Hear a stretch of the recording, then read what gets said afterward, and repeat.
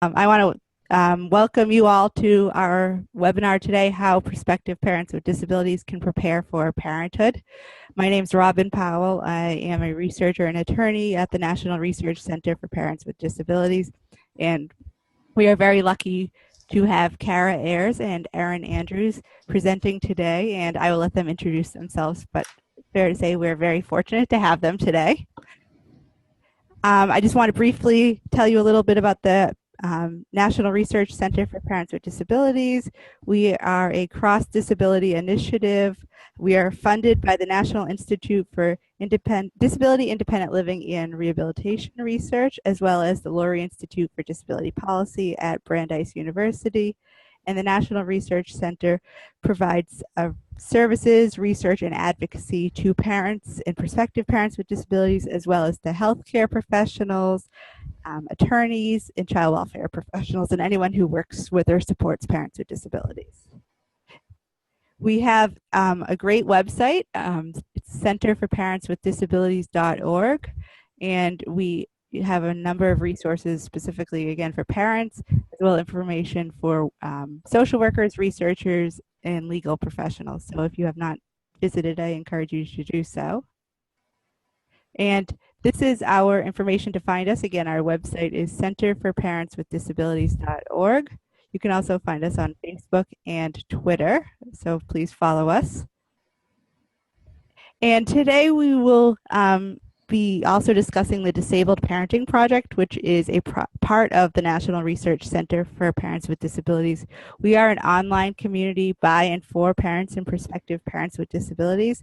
And I want to reinforce that we are all, everyone who runs the website does have a disability and are a parent or a prospective parent with a disability. We offer a number of resources, including a library, message boards, a directory of service providers, and what I think is our best resource is how-to videos which demonstrate how parents have come up with creative ways to care for their children. And then we also have a blog, which I want to put a plug in. We are always looking for new people to write a blog post for us on their experiences as parents. So please, please reach out to us. Our contact info will be at the end.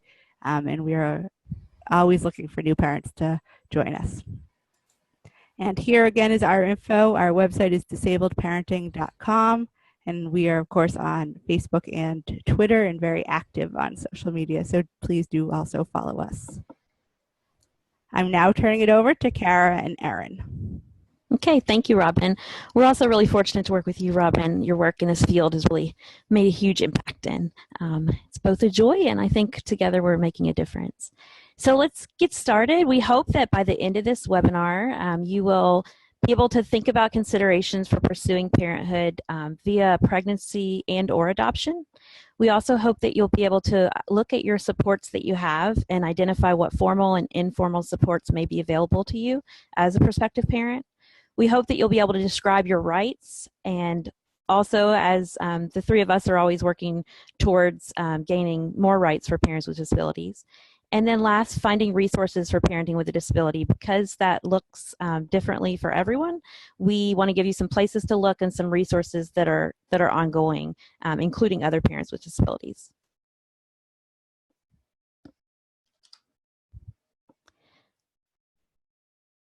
So a little bit about me. This is a family portrait of me this last summer. And so I am both a researcher of parenting with disability and also a parent with a disability. So my husband and I both have osteogenesis imperfecta. So we both use manual wheelchairs full-time for mobility. And we have 3 children. So we have our 10-year-old son, Eli, is adopted from China about 3, almost 4 years ago. We have a 7-year-old daughter, Hannah, and a 13-month-old daughter, Riley. So they definitely keep us busy and have taught me my greatest lessons in parenting.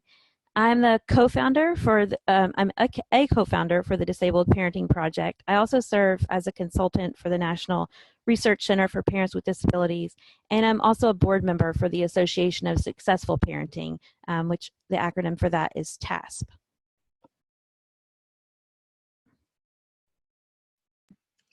Hi, everyone. My name is Erin Andrews, and I just wanted to mention before I introduce myself that we will have an opportunity for question and answer session towards the end.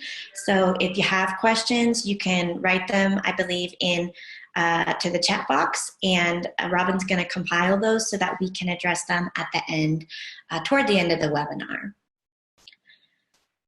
Okay, like I said, my name is Erin Andrews, and like Kara, I am a disabled mother, and my disability is that I am an amputee, so I use a power wheelchair full time, and I have two children, both of whom I had through pregnancy, and so my oldest son is 6, and my daughter is 3. And there's a couple of other experiences that I have that I can share. And one is going through using assisted reproductive technology. And for a time, I was also a single parent. So I'll try to bring those perspectives in as well. And along with Kara and Robin, I am I guess the third cog in terms of the Disabled Parenting Project, and I've really enjoyed being able to do that work and try to support other parents. So that's me.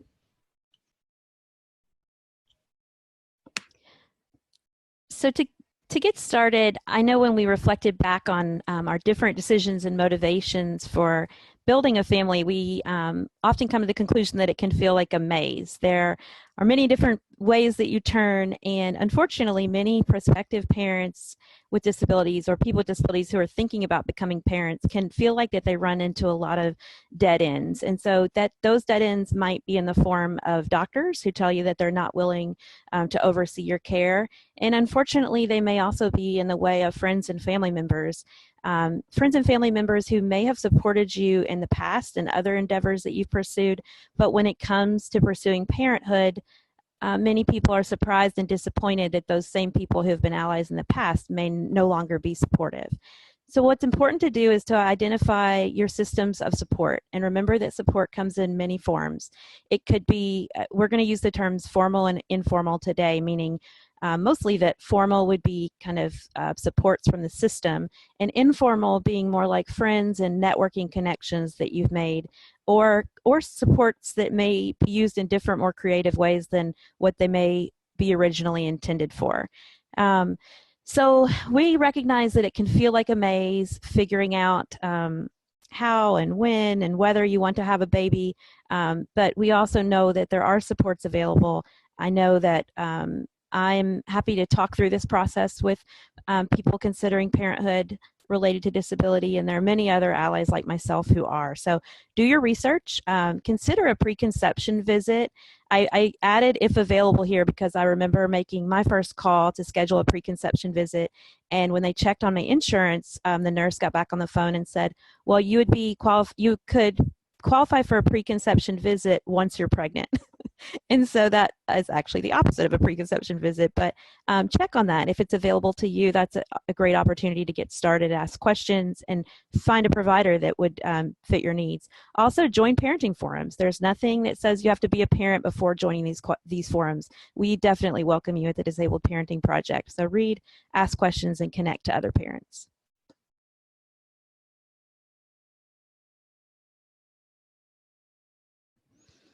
I mentioned about finding a provider that is a good fit for you, and it can be helpful to pursue this just like an interview process. Think about the questions that you need answers to, and also how these questions are answered. Does the provider answer them in a way that gives you objective information without injecting their beliefs about raising a family with parents who have disabilities? So we want their medical expertise, but many times we don't want their personal opinions about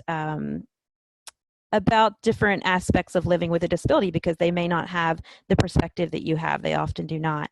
Also find out, do you really need a high-risk provider? Too often, if a mother has a disability, it's assumed that this mother needs a high-risk provider to follow her pregnancy, and that just may not be the reality. So really ask questions about what aspects of your disability it is that make it necessary to have a high-risk provider follow your care. And some people prefer to the reason that you would prefer not to have a high-risk provider may be that you could potentially see your provider closer to home, and you may also have a less medicalized birth experience. So we'll talk a little bit later about birth plans, but you may have more options if you don't have a high-risk pregnancy. Both of my pregnancies have been high risk, so that's just been a reality for me, given the fact my disability is a type of dwarfism, and so it has been necessary for me. I looked at it in the positive way of that I got some more ultrasounds and opportunities to see my baby, but had I had the choice, it's definitely something I would have considered, to be able to have a provider closer to my home. I think I've done some work related to research recently around disability identity and seeing a genetic counselor. So you may or may not want to see a genetic counselor during your pregnancy, especially if your disability is genetic. My disability, osteogenesis imperfecta, is. So, and we actually pursued two different paths through both of our pregnancies. So the first pregnancy, it was our choice to get as much information as we could possibly just to plan for her birth. So we did pursue some prenatal testing so that we could know whether or not she would have our disability. Our second pregnancy, we were at a different place and thought differently at that time. And so we chose to look through ultrasound rather than a different type of prenatal testing. But genetic counseling may or may not play a role in your pregnancy, and so it's important to make an informed choice about that and think about that and express your thoughts and feelings with your provider. The last note I'm going to make on pregnancy with a disability is one of the largest challenges can be untangling what is disability related and what is pregnancy related. There are so many mysterious symptoms that can come with pregnancy that they can make aspects of our disability more challenging and sometimes even in interesting ways alleviate some things that have been a problem in the past. So it's really difficult to untangle that, and it's just one of those challenges that you just kind of have to be prepared to buckle your seatbelt with and go with the adventure and work with your provider on. But just understand that many of us recognize that challenge in untangling those things.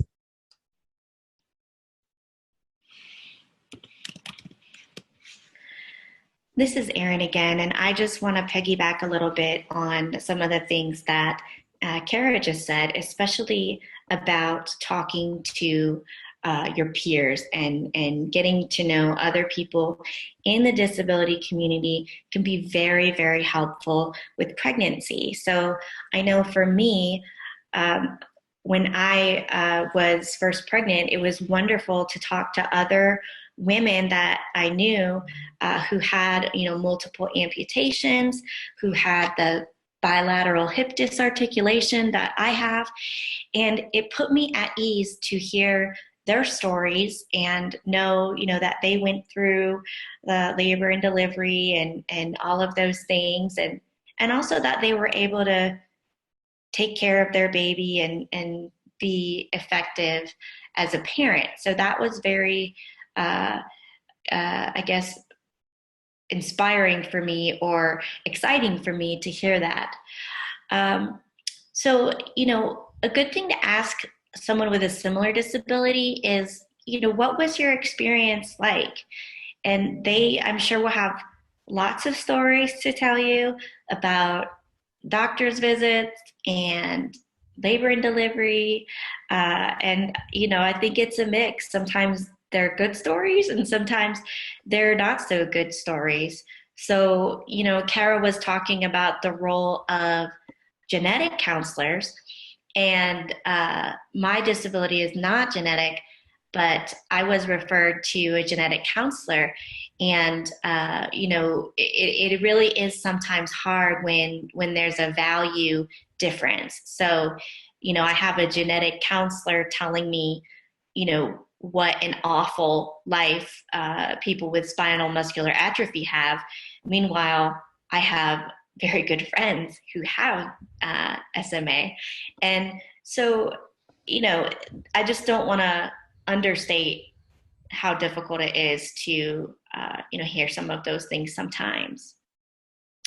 Another good question to ask other folks if you're considering pregnancy is, what would you do differently, now that you're on the other side? What would you recommend to me in terms of what I should ask for? or what resources or supports did you wish that you had?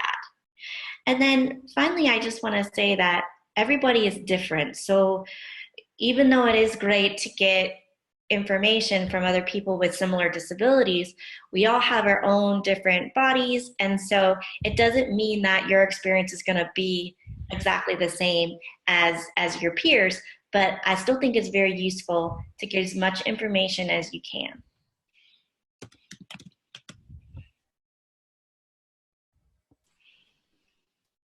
So this is Kara again. One of the buzzwords that you hear kind of in the parenting sector is a birth plan. And as I mentioned, I had 2 high-risk pregnancies. And so when I read through some of the details that other people include in their birth plans in terms of like who gets to be in the room and when they want to do certain things like take a bath or walk in the hall, it's so very different from my experiences because I had 2 C-sections under general anesthesia. My birth plan is pretty limited in terms of details. So in the last one, unfortunately, my husband couldn't even be in the room. So even basic details may be limited on your birth plan that you get to choose from if your pregnancy and birth are high risk. So that's another thing to consider in asking questions about whether your pregnancy does indeed need to be considered high risk. But even if it is, as it was in my case, still it's your body and it's your baby. And so here's your baby. So think about what types of things are most important to you and develop a plan. And so I think it's a good place to start to think about what would be your ideal plan in your mind, and then also start going over aspects of this plan with your provider to see how they align and how they may not align with hospital policies as well. I'm a person that doesn't necessarily take my first no, at least, for the direct answer. So it's not to say that if you find out a policy doesn't align, then you immediately need to scrap that from your birth plan, but it will help you know where and when you need to advocate. So as an example, with our birth plan with my most recent daughter a little bit over a year ago, it was really important to me that I knew that she had an advocate with her in the NICU because we knew that she may spend some time in the NICU. So part of our birth plan was kind of where and when my husband would leave my side to go be with her to make sure that she had someone with her, because at that time we weren't sure or not whether she had brittle bones, which is part of our disability. So your birth plan can involve things that you and your partner, if you have a partner, need to know. It can involve your provider, it can involve your baby, and it should definitely involve your plan to go home. So I know that in our case, our hospital, many hospitals have what I consider kind of a very strange and archaic policy that the father is expected to drive the car around and the mother is expected to hold the car seat on her lap in the wheelchair. Well, that's just not how we transport babies in our family. So we had a plan that we would, my husband would carry our newborn in his carrier.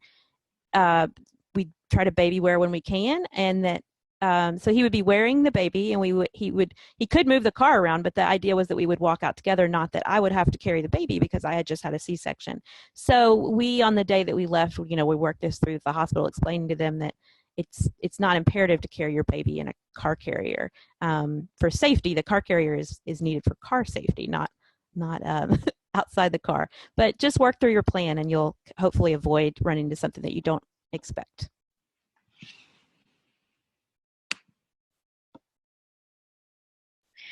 So I have a couple of things that I want to add as well to what Kara was talking about in terms of a birth plan. She's absolutely right that sometimes hospital norms and policies don't necessarily jive for those of us who have disabilities and may need to do things differently. One of the things that I did for both of my births was that I had an interdisciplinary meeting with a team of providers in the weeks leading up to the birth. So that involved my obstetrician as well as one of the nursing managers in the unit, the mother and baby unit. And it also involved an anesthesiologist. So if if you are going to either have a C-section or if you're going to attempt a vaginal birth and you're going to need an epidural, it's very important that you talk to the anesthesiologist, your OB, and get everybody on the same page together. Because with my disability, as an example, it was very difficult for them to know how much of the anesthetic medication to dose me with. And I felt more calm and more comfortable going into childbirth, knowing that, they know me, we've talked about the plan. And so if there's any way that you can do that, I think that is very helpful. It was also helpful because the hospital was kind of just able to be more ready for me. They did a couple of really nice things, like they had one room for mother and baby that was really large, and they made sure that I got that room just because, I had my wheelchair and medical equipment and everything. And I think the final reason why that can be so good is because when you're in the hospital for childbirth, you have all of these nurses coming and going round the clock. And one of my biggest fears was that the nurses were going to be judgmental or have a reaction to my disability. And because we did so much planning, it just kind of ended up being a non-issue, which was exactly as I wanted it.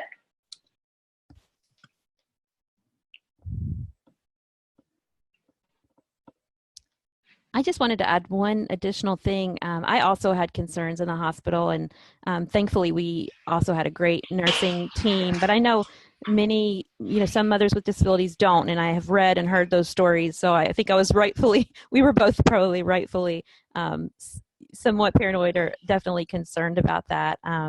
But I also, if you have those moments right after birth in the hospital where you feel overwhelmed, it helped me to remember that the hospital is almost never as accessible as your home is. So recognize that once you get home and in the comfort of your accessible environment, things like changing the baby and dressing the baby are going to be easier. And it's so hard. You've waited, 9 months or more for the baby. You want to be an active part in the very beginning. And sometimes some of us have to wait until we get home to really jump in and do all the parts that we can.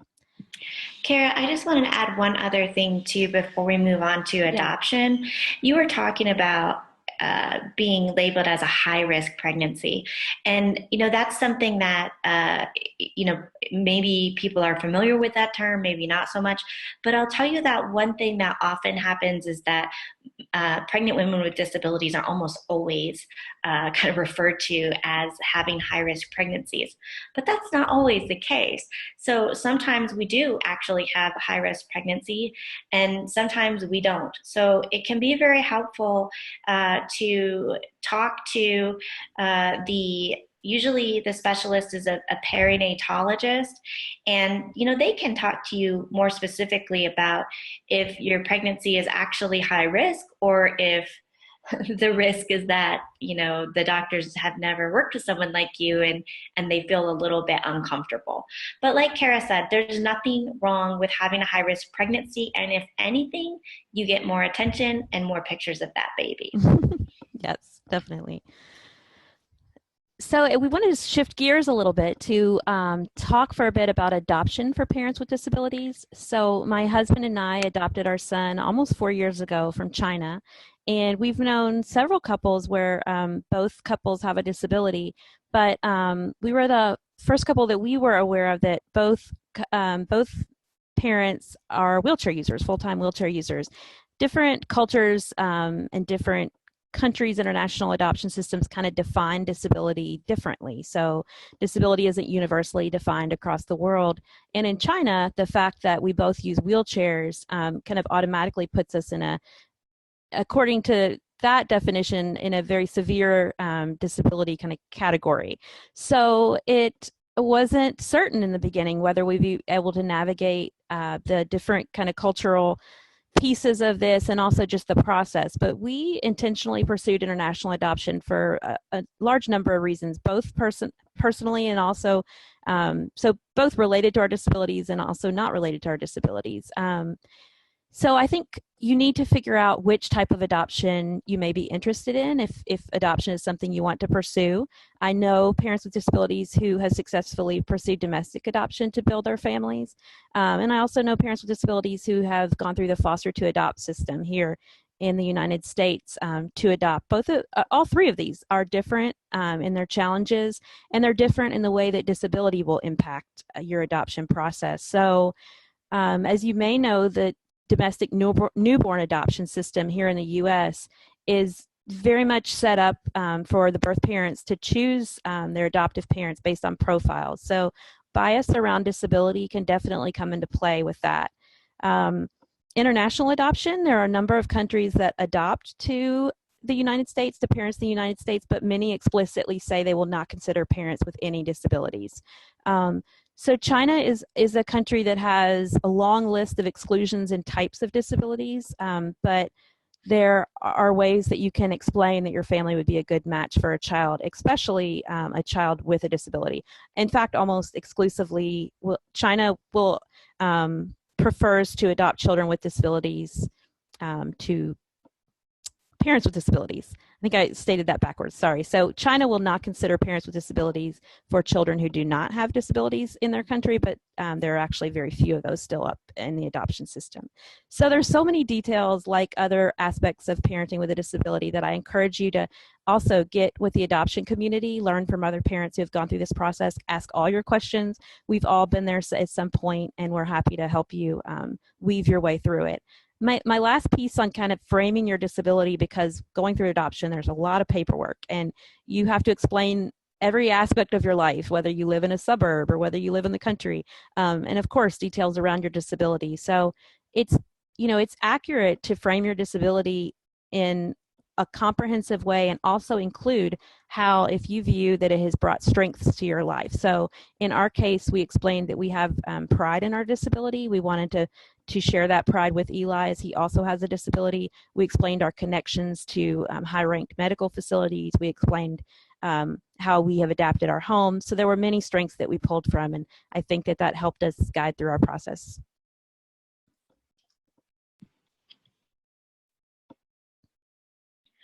So I want to say a little bit about using assisted reproductive technology.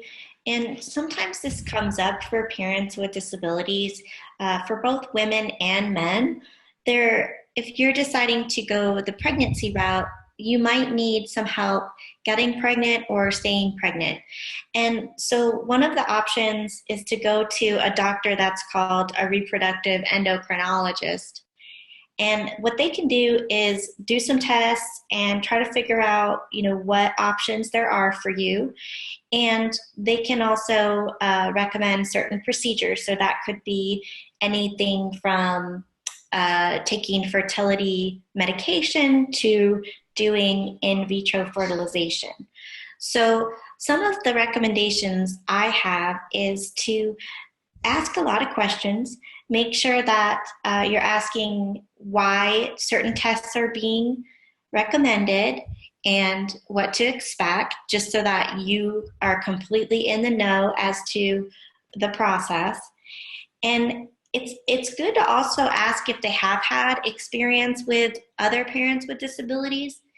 Even if they haven't, sometimes the providers will show some willingness to kind of go outside of their comfort zone, do some extra research.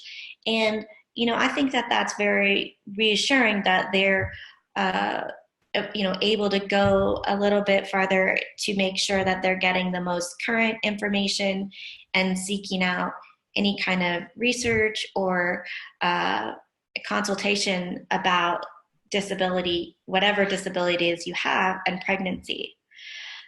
We already talked about going to a genetic counselor, but oftentimes when you go to a reproductive endocrinologist, they will refer you also to a mental health provider. And my big recommendation with that is choose a mental health provider that has experience working with people with disabilities. In mental health, we have a term called cultural competence. And what you want is somebody who is culturally competent in working with people with disabilities. The reason why is because if they are not, they're more likely to fall prey to some of the unfortunate stereotypes and assumptions about disability and capability for parenting.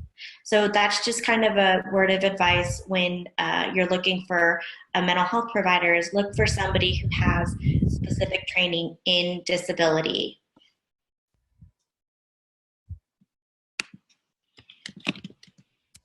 So sometimes the discussion around this is back to Kara.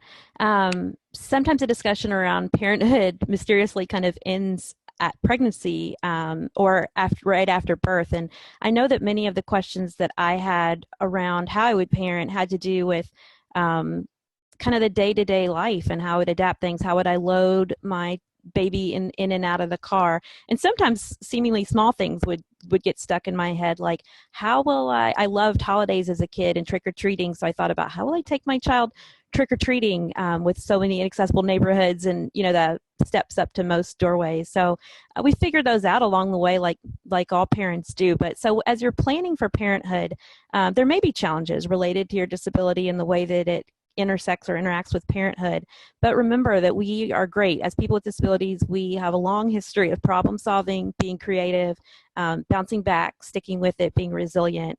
And there's always more than one way to do almost everything. I couldn't really think of anything that related to parenting that there was only one way to do, but I stuck in that almost just in case somebody had one. But there's more than one way to carry an infant.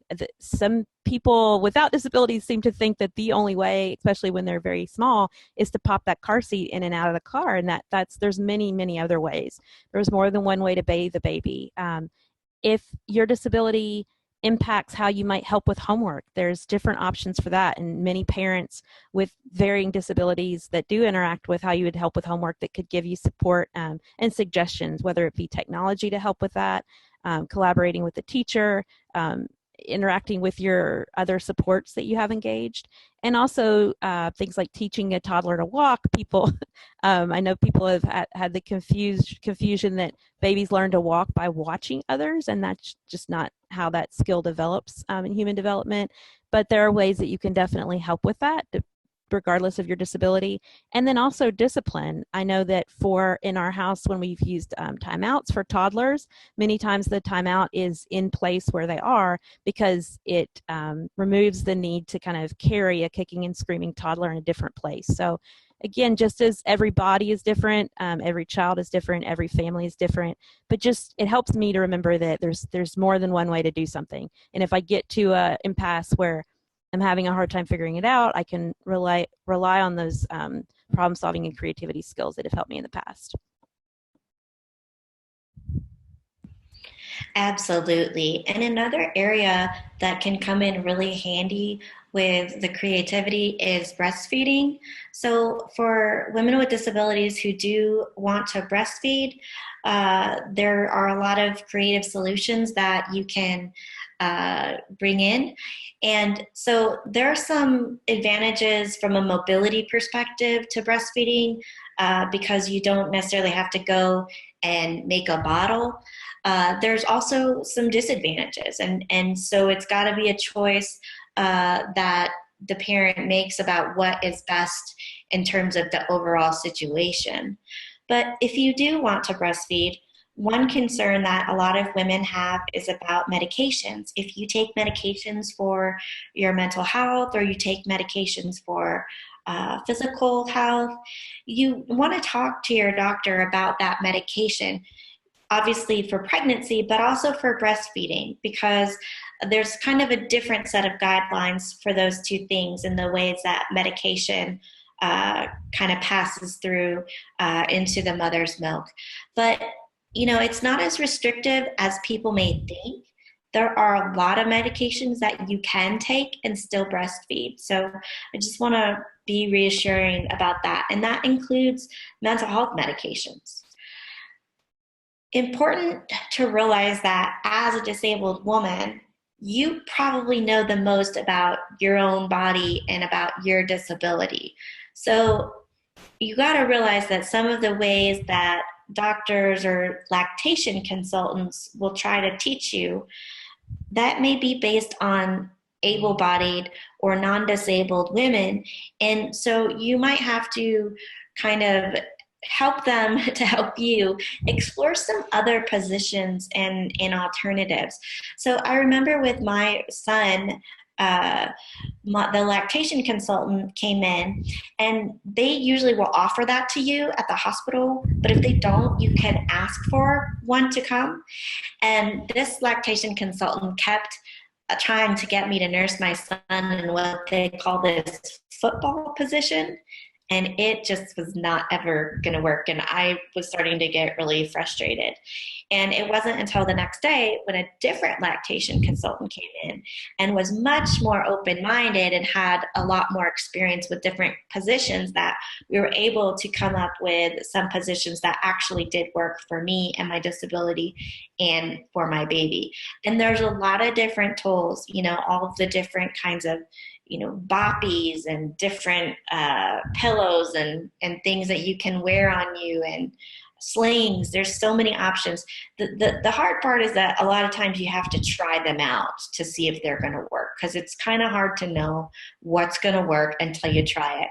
But you can also go to baby stores. I remember being in Babies R Us and trying out maybe every stroller they had to see what I could use and what I couldn't. Go for it. That's the best way to find out.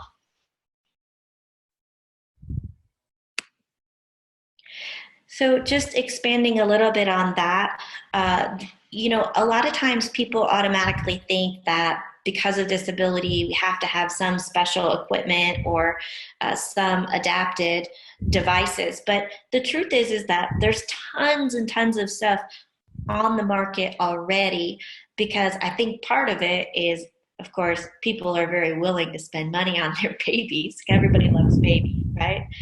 So you can see that there are tons and tons of options that you'll want to try out.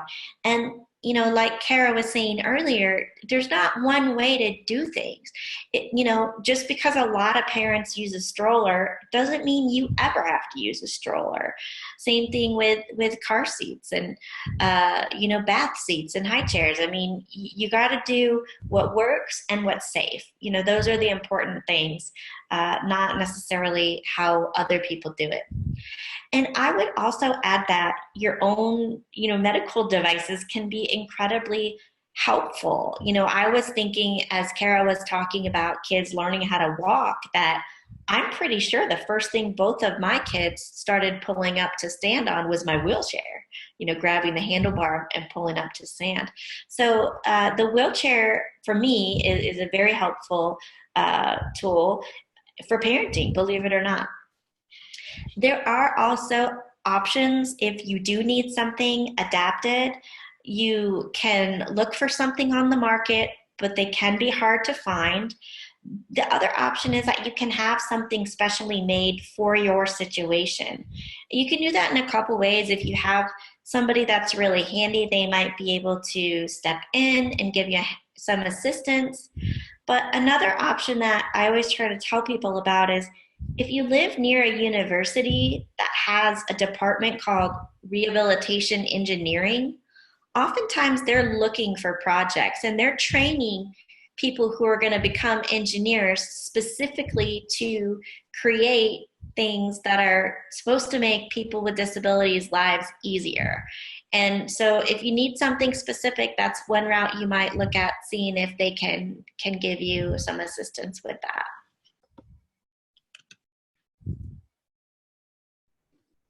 Definitely. And I just want to echo that being creative, I think, is going to be one of your largest assets to parenthood, and your kids are going to benefit from that as well. We've talked some about formal supports. I know one of the large concerns, and I saw it kind of rolling in on some of the questions that we have that we're going to get to in just a moment, is that direct support providers are often not covered to provide parenting support in the United States. From my understanding, that's different in Canada, and it's my hope that it will be different in the coming years with some much needed policy work ahead of us here. But right now, parenting is not considered an activity of daily living, which is what direct support providers are often tasked with supporting people with. Other direct support providers may refuse to provide support for parenting because of their beliefs about you parenting.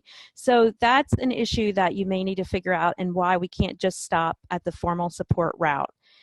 So where to go from there is looking at culturally competent, as Erin mentioned. When we're talking about that, we mean disability culturally competent, family-centered, and trusted providers. And so there's a wide range of those that you're going to have to look through and go through. I know our family has benefited from early intervention, which actually your child qualifies for. And so my first daughter was born premature. And so we were able to qualify just because she was born premature. Had we waited, she likely wouldn't have met their criteria because she developed typically, but it helped our family to meet criteria because then we could look at different issues like traveling in the community with a toddler together as a family. So definitely check that out. Every state has them. They're often free. They come to your home. It was a good fit for us. Finding a preschool that you can trust can be a great asset for a number of different ways. And also care.com or any of these kind of babysitting match services. Remember to be creative in that they don't only have to provide care when you're gone. So if you need someone to maybe come help you get to a family event that's on the grass and you're a wheelchair user and you need some help keeping up with your toddler, I mean, clearly you have to work this out with the provider that you're finding, but just remember to be creative, and some people are going to be willing to join you in that creative journey.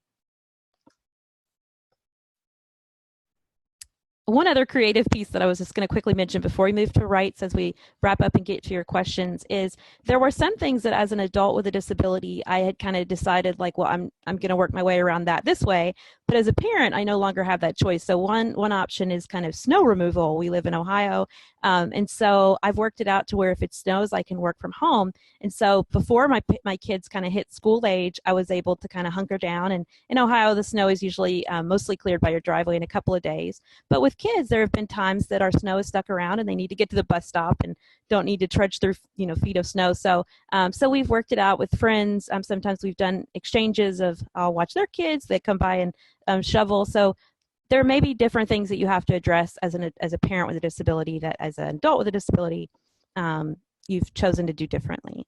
So one important piece is knowing your rights. Unfortunately, there remain many, and Robin can tell us exactly how many probably states that custody can still be removed on the basis of disability. So I still go back to the Rocking the Cradle report, the state-by-state analysis to check by state for people. You can do that on your own as well. And then the more recent resource I use often is a map of current legislation that is pending across the country, most of which is trying to update this outdated language and try to provide some equal protections to parents with disabilities. So lastly, related to your rights, thinking about how the ADA applies to parenthood, remember that it expands to things like accommodations for you to be engaged in your child's schoolwork, and sometimes travel with children, like on a bus, is involved as well. So knowing these rights is more important than ever once you're a parent. I'm just going to spend 30 seconds on this. Being a single parent is possible.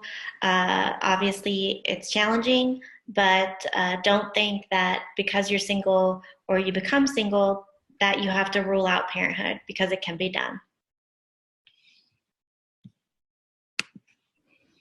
And I just wanted to tell you about a really exciting new resource that we just released yesterday here at my full-time job with University of Cincinnati UCED.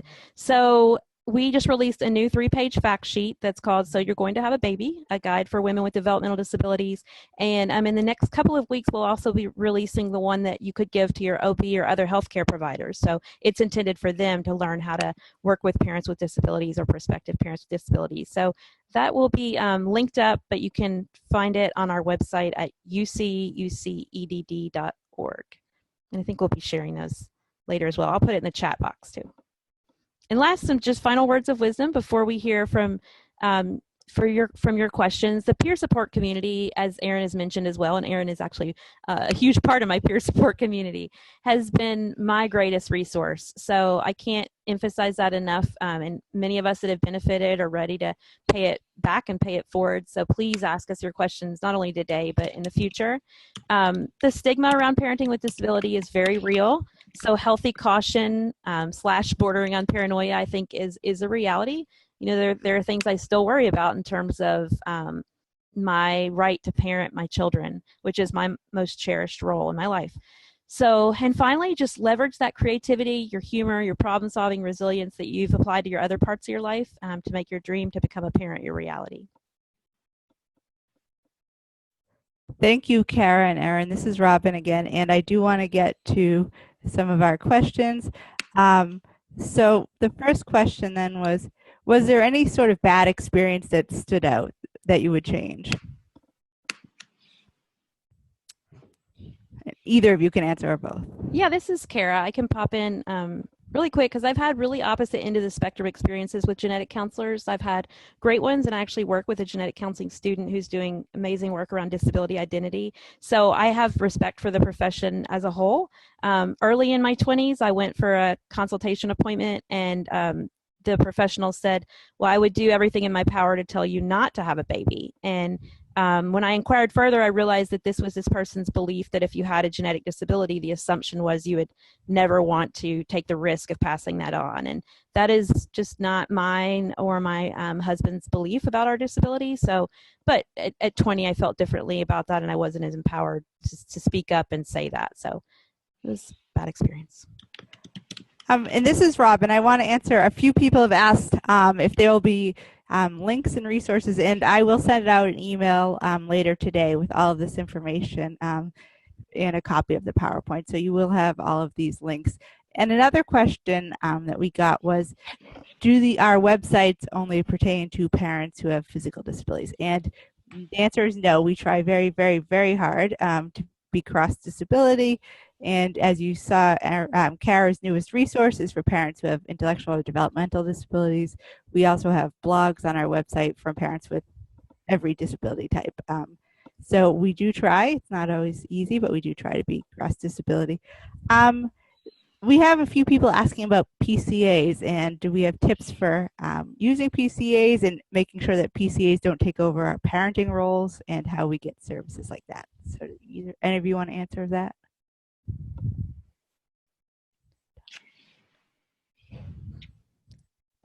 Kara? Erin? Yeah. Erin? Kara?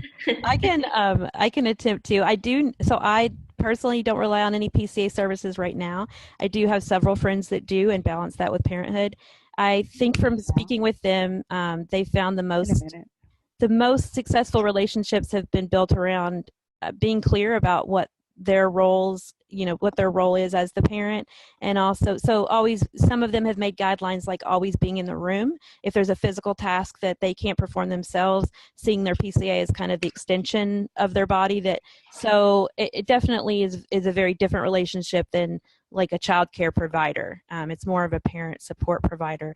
But as I responded back in text on the question, I mean, this is a policy area that we need to work on together, because we really need to have parenting considered an activity of daily living so that more people can have support for that kind of above the table. I know, unfortunately, many people have to kind of go around policies and be creative with that to get the support they need. Another question. Thank you, Kara. Mm-hmm. Can you please speak to some of the recommendations you have for sharing with our clients or patients about talking with providers who try to sway away people with disabilities from pregnancy? And how do you find an accessible provider? I think those are really great questions. This is Erin, and it really goes back to the empowerment for people with disabilities. We want to make sure that that we are empowered to talk to a provider and say, here's what I know. This is what I'm looking for. Are you able to help me? And to feel confident enough to get a second opinion. And that's hard, because of course there's a very big power differential between a medical provider, a doctor, and a patient. So I would say, seek other opinions. And the other question was what questions to ask about accessibility. when finding a provider, and that's going to depend on your disability. So I know that one thing for me was the exam table. So at most OB's offices, they don't raise and lower. So that's a specific question that was important to me, because as you get more and more pregnant, it gets harder and harder to transfer. So those are some of the things that I think would be helpful to ask. I think this is Kara, just adding to, I found it helpful to kind of take the lead in early conversations and explaining how I view my disability. So, and then I can kind of see their reaction to that and see if they're on board. I mean, many times it's small pieces of the interaction where they're going to give us big messages, right? So I, to be honest, I don't really care what their personal at home beliefs are, as long as they're able to be as objective as we can be as human beings. So I need to see that they're with me in what I'm saying, and hear from them how they're going to support my beliefs around how I want my pregnancy journey to be. Thank you, Karen, Erin. And I just want to point out that I did leave a link on our chat for our evaluation, which we hope folks will take. We got another question. Are there similar groups that we work with internationally, and more specifically in Israel? And I'm not aware of any, but you may both be. No, I'm not aware of any international connections. Maybe Kara is, having gone through adoption in China. I'm not with Israel. I know that IASID, you'd have to help me with the acronym of that, Robin. There is a large international collaborative kind of coalition around parenting with a disability, but most of it's on the research side. So there's a lot going on in Australia and Canada, but on the kind of on the ground side with providers, I'm not as aware. Great. Another question we just got was, how are people finding providers who take Medicaid, who will let you interview them and choose your own provider? And then the person said most that they've encountered want to call CPS if you try and have opinions about your child's care. Yeah, that's really scary.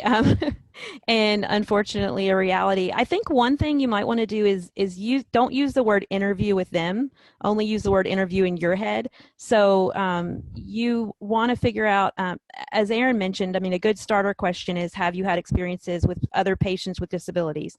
Sometimes if we have a rare disability, you know, they may not have worked with somebody with our exact disability, but helping to know, seeing how they respond to that question can tell you a lot. And you definitely want to find somebody that respects family differences, that's culturally competent. You know, we want them to be disability culturally competent, but what I've found is a provider that's culturally competent in other areas is often more open-minded and willing to work with me. But that is scary, and you have to kind of, unfortunately, keep your guard up and ask those questions and try to find a good fit. Yeah, and I would just add that, you know, it's not probably the most efficient thing is just to kind of pull up all of the providers that are covered and just kind of go through them. I would actually suggest that if you connect to other disabled women in your area, ask them, who did you use? You know, who did you like? Who's good? Who's an open-minded OB in our town, in our city? And you can also go onto regular parenting forums and ask, you know, did you have a good experience? Has anyone had a good experience or bad experience with this person? You know, private message me. I mean, the internet has opened all of this up to us. So I would say that that would be one way to go about it. And instead of saying an interview, the word I would use is a consultation, because that's more in the medical lingo is, you know, I'm asking to have a consultation about pregnancy and disability.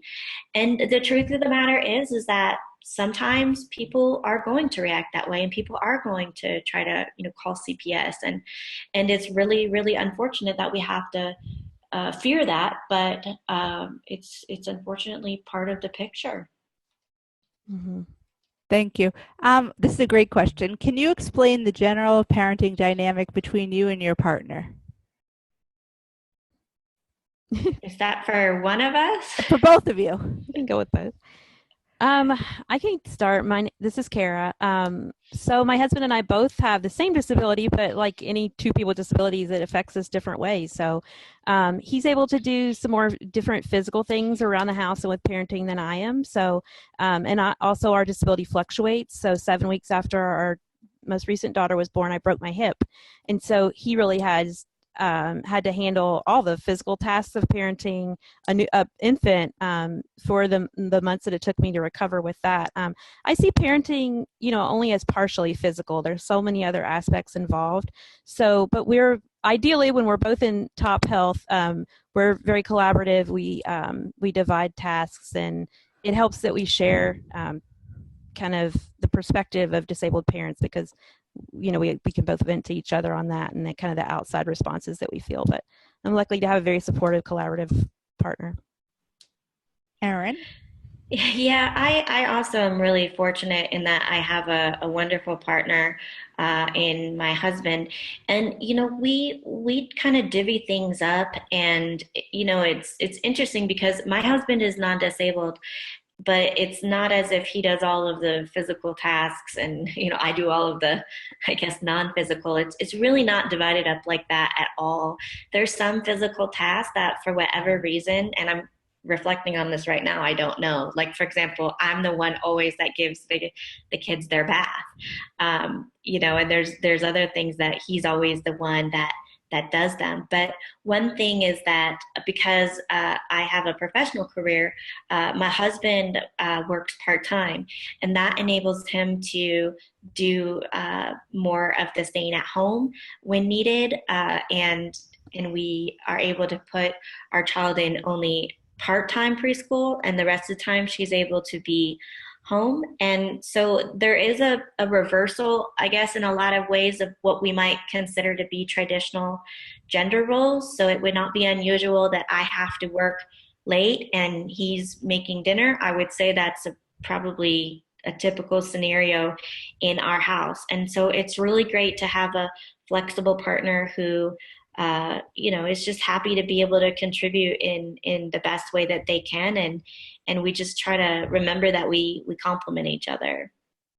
Thank you. And we have time for one last question. And Erin, this is for you. If you choose to be a single parent, have you encountered a lot of negative attitudes from family, friends, people in the world, doctors? And then how do you deal with that? Yes, I think you do. I think people are kind of in disbelief. Why, what are you possibly thinking? I think that is kind of the response that you get. I think, with me, I was a little bit dismayed by my family's response. I thought they would just be so excited and, jump on board.